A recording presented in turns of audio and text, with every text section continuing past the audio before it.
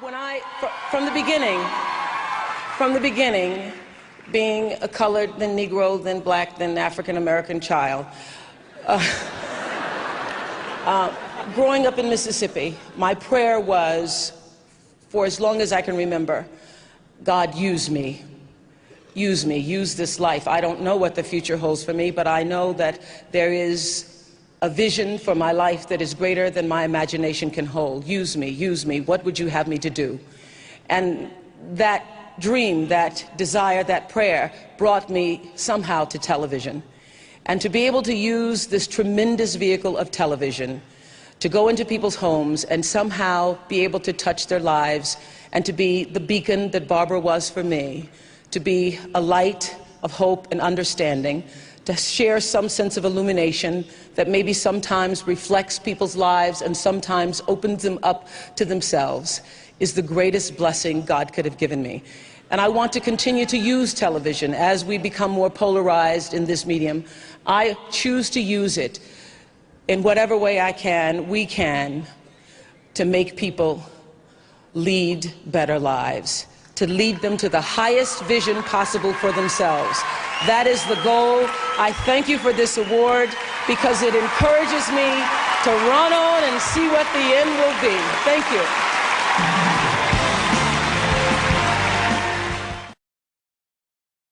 Number one. I was really very excited about it because basically the message of The Secret is the message that I've been trying to share with the world on my show for the past 21 years. The message is that you're really responsible for your life. You are responsible for your life. I've known this. I've known this since The Color Purple. In 1985, I've probably told you the story when I did The Color Purple, but in 1985 I did The Color Purple. Prior to that, I had read the book, Larry. Now, this is when I got The Secret thing, but I didn't know it was called The Secret. I read the book, The Color Purple, and then went out and got books for everybody else I knew. And I was obsessed about this story, obsessed about it. I ate, slept, thought all the time about The Color Purple. I moved to Chicago. I get a call from a casting agent asking, would I like to come and audition for a movie? I've never gotten a call in my life from anybody for a movie or anything like that. And I say, is it The Color Purple? And he says, no, it's a movie called Moonsong. And I go, well, I've been praying for The Color Purple. And I go to the audition, and of course it was The Color Purple. I audition. I don't hear anything for months. And I go to this fat farm, and I think it's because I'm fat, because I was about 212 pounds at the time. And I think I didn't get the call back because I'm so fat. And I'm at this fat farm, and I'm praying and crying, saying to God, help me let this go, because I wanted to be in this movie so much. I wanted it, I wanted it, I wanted it. I thought I was going to be in the movie. There's all these signs that I should be in the movie. And I go to this fat farm, and I'm praying and crying. And as I'm on the track singing this song, I surrender all, I surrender all to thee, my blessed Savior, I surrender all. I'm singing that song, praying and crying.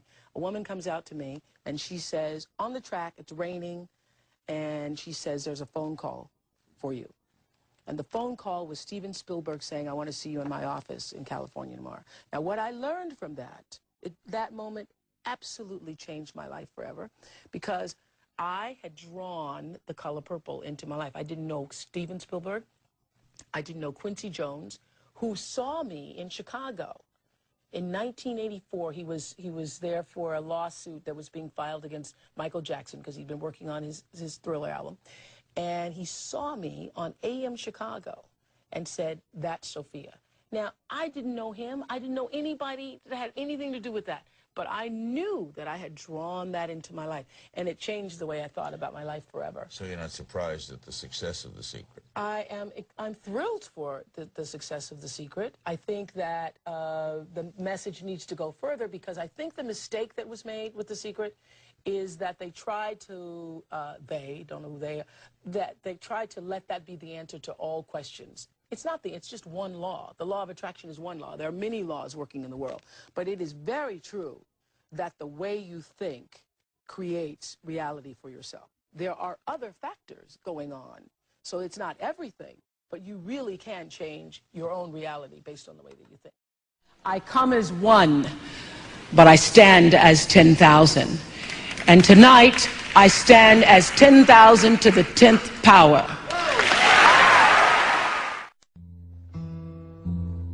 I remember thinking I wanted to be an actress, and my father saying, no daughter of mine is going to be laying on some casting couch. And my father, for years, I felt such shame about having brought shame to him by having a child out of wedlock that died shortly afterwards, but still the shame of it was there. So when my father said, no daughter of mine is going to be an actress, I just thought, okay, I won't be one.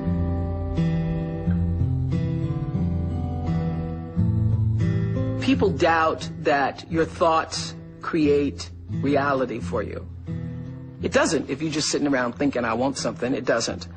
But there's no question if the energy and the vibrational frequency is correct, is in sync with what is to come your way, that there is a space that you create that allows that to happen. And nothing more than the color purple explains that to me. That's what made a believer out of me. I read a review in the New York Times about the color purple on a Sunday morning. I got out of bed with my pajamas on, put the coat on over my pajamas, went to the bookstore to get the book after reading the review. I started reading it in the bookstore. Dear God, I'm 14 years old. Please tell me what's happening to me. That is my story. Oh my God. Somebody else has this story?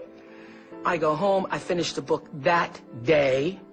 Before the bookstore closes, I'm back in the bookstore getting every book that they had, which I think was like 8 at the time.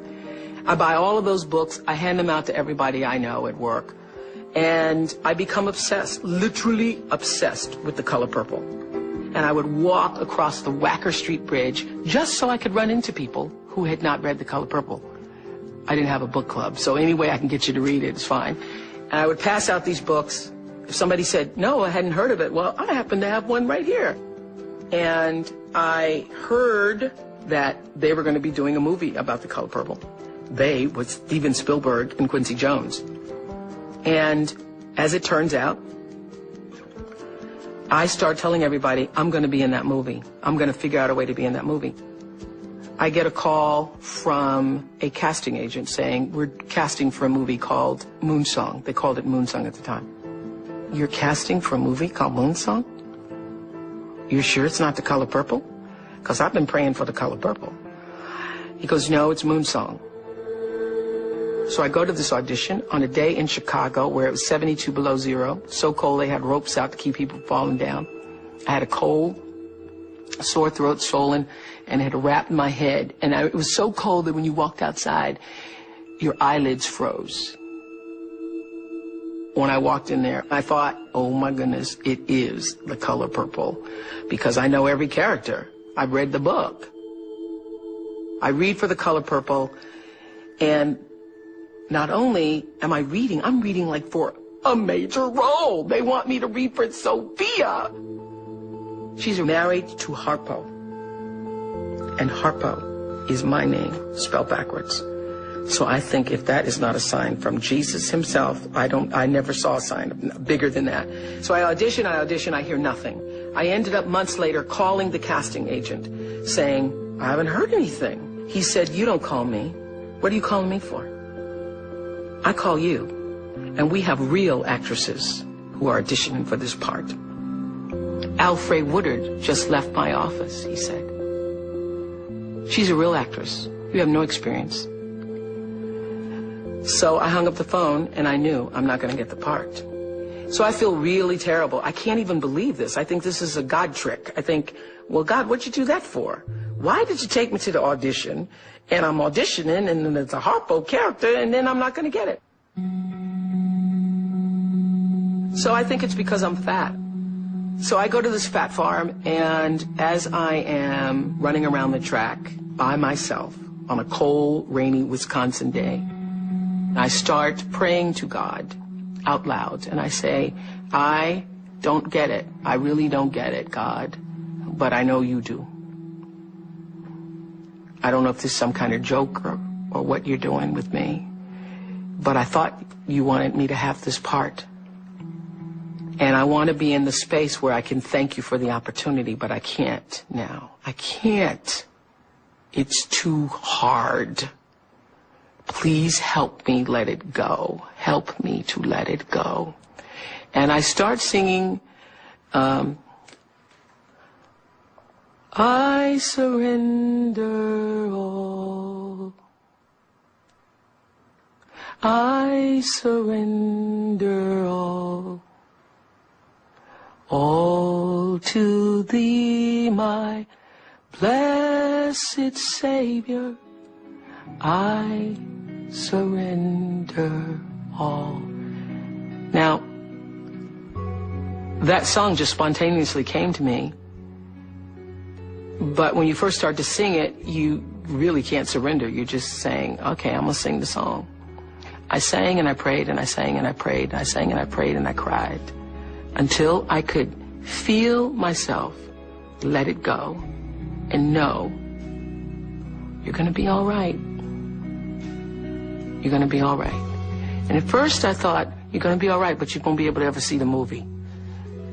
You can't see the movie, but you'll be all right. And then I kept praying. I want to pray till I feel like I can actually go see the movie. And I will be able to bless Alfre Woodard in the role. That I'll be able to say, it's a good thing you got it. I want to be able to do that. And in the moment I could say, I can now see Alfre Woodard. I can see that can happen. And I will be okay. My life will go on, and I will not be bitter, and I will not be angry, and I will not hold that, and I will not feel for the rest of my life, she got it and I didn't. I want to have that kind of peace.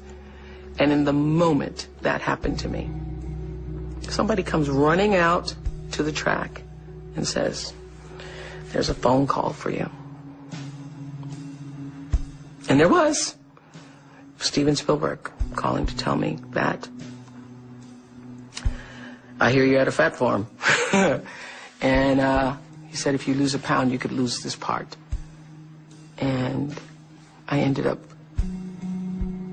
stopping at Dairy Queen to make sure I hadn't lost a pound.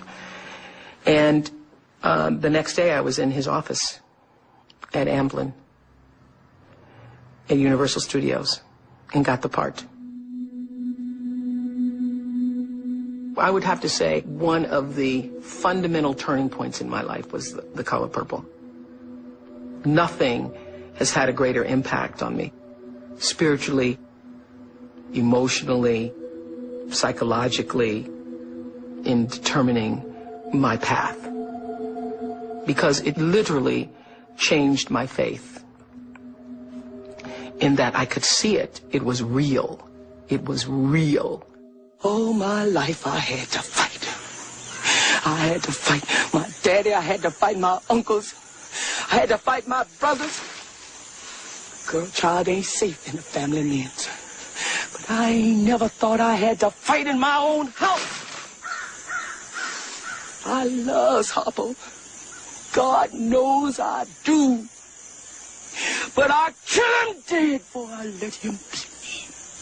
This life be over soon. Heaven lasts always. Girl, you ought to bash Mr. head open and think about heaven later. God can dream a bigger dream for me, for you, than you could ever dream for yourself. When you've worked as hard and done as much and strived and tried and given and pled and bargained and hoped, surrender.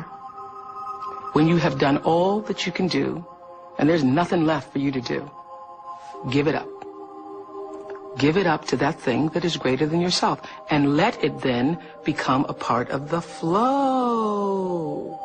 And I have never wanted anything as badly, as hard, as much as The Color Purple. And the wanting of it and then the surrendering of it is what taught me how to live in a space of letting go. You can dream this much, but God has a bigger dream. That The Color Purple is then setting you up for the national Oprah Winfrey show. I didn't know that at the time. So when I ask, what should I do? Should I do this? Should I do this? The bigger question is, what would you, God, the universe, have me do? Your crown has been paid for. Put it on your head and wear it. And I believe I'm going to run on, see what the end will be, and keep surrendering to God's dream for me. Thank you.